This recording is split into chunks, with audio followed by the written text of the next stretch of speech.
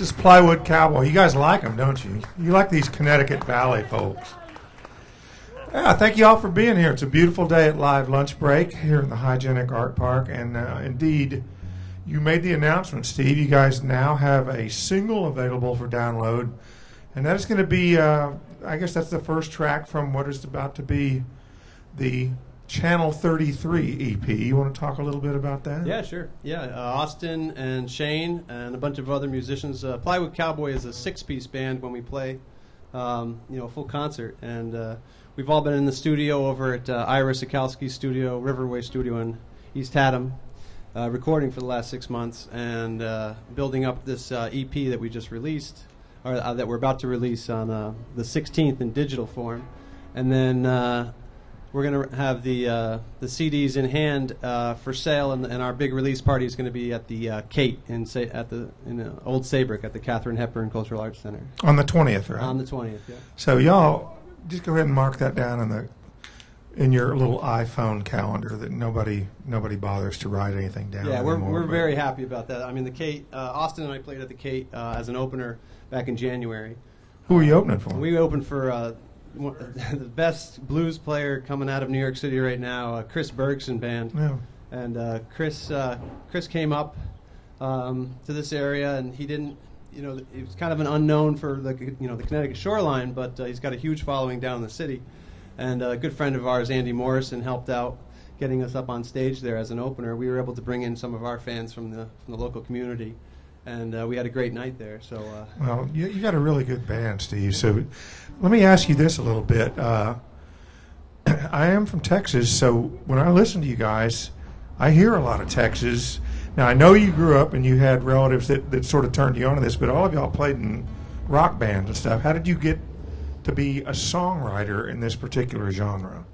It came full circle, Rick.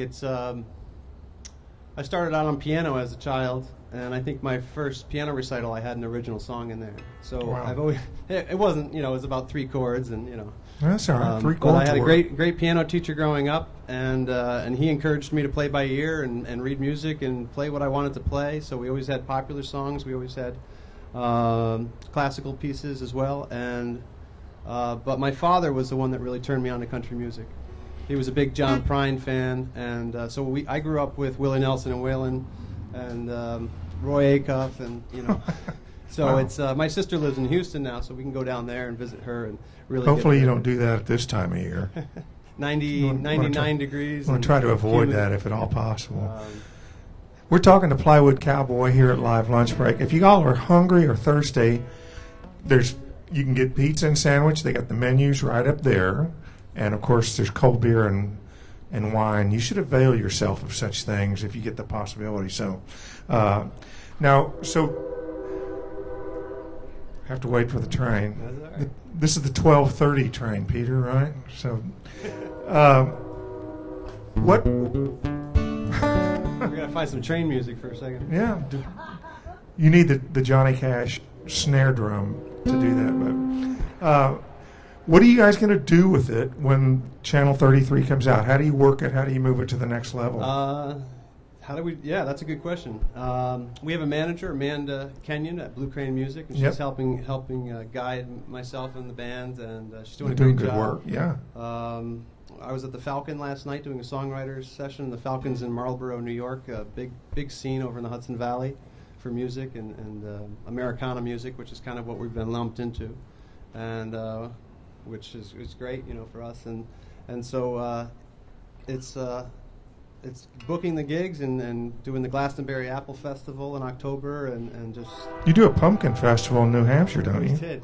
Yeah, we went up and we did the pumpkin festival. Got switched to a smaller location this past year, but it's this enormous festival in New Hampshire, and so we were honored to go up and play at their new location. They took Is that the Old Keene Pumpkin Festival? That's correct. The Old Keene Pumpkin Festival. That's a fun thing. They had some problems with some vandalism with some youths, and anyways, so they took a year off, but apparently there's 9 trains. So they took a year off, and they had they ended up putting it back together last minute, and we were able to go up and play it. And it was just a great crowd, and a nice time up there. Why is it that you can't put a jack-o'-lantern around a rebellious teen? It just doesn't work. Part of spreading the word about Plywood Cowboy, look at this over here. This is the guitar merch case. There's a lot of good stuff there. That's a great logo, and I think you guys should avail yourselves of it. Y'all are also at plywoodcowboy.com, is that correct? Plywoodcowboy.com. Right. We have an email list there. You can sign up and find out where we're all going to be, and I encourage you to do that. And like today, there's an email going out about today's release, and this song, Heartbreak Ready to Fall, that we're releasing, it's $0 to whatever you want to pay for it. So we've just decided to let it out there. That's a hell of a good deal.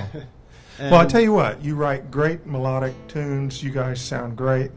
And again, this is Austin, Shane, and Steve, Plywood Cowboy, or 3/6 of Plywood Cowboy. And we would be honored if you guys would play some more tunes for us. Yeah, sure, absolutely. Thanks again for being at Live Lunch Break.